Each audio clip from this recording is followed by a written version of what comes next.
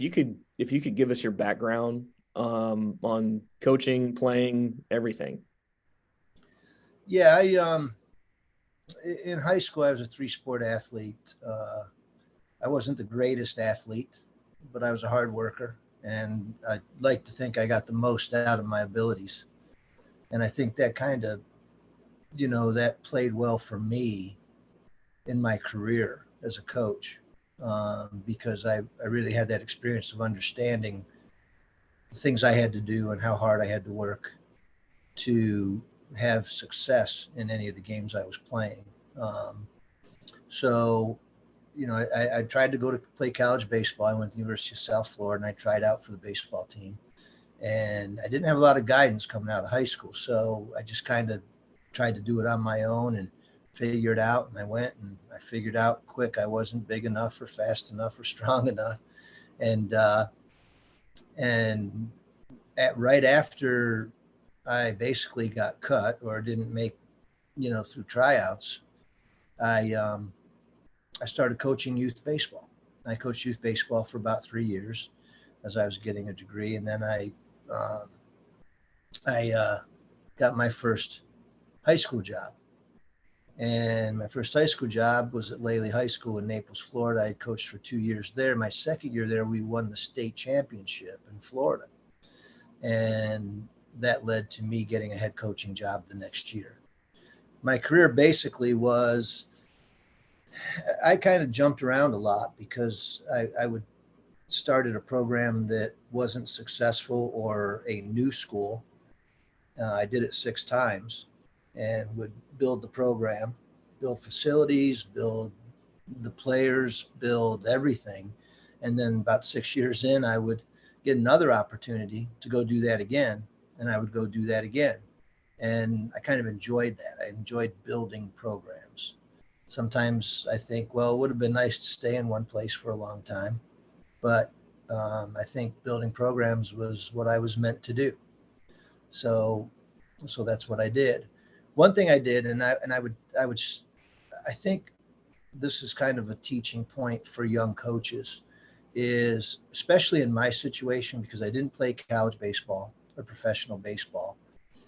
It was important to me to expand my knowledge, expand what I know about the game, and so when I got my first head coaching job, it was at St. John Newman High School in Naples, Florida. It was a small Catholic school.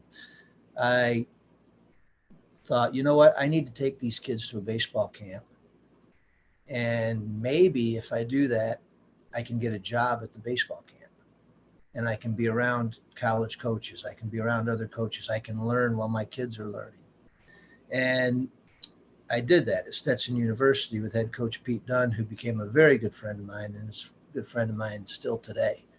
Um, and so I took the kids. We went to Stetson. And next thing you know, I'm working camps at Florida State University. And then 20 years ago, a friend of mine, Derek Johnson, who was the pitching coach at Stetson when I was there, got a job at Vanderbilt University. And his second year there, a new head coach came in who is a pretty well-known guy now. His name is Tim Corbin, and you know him well. Got the job, and DJ called me and said, "Hey, we need you to come work baseball camp at Vanderbilt."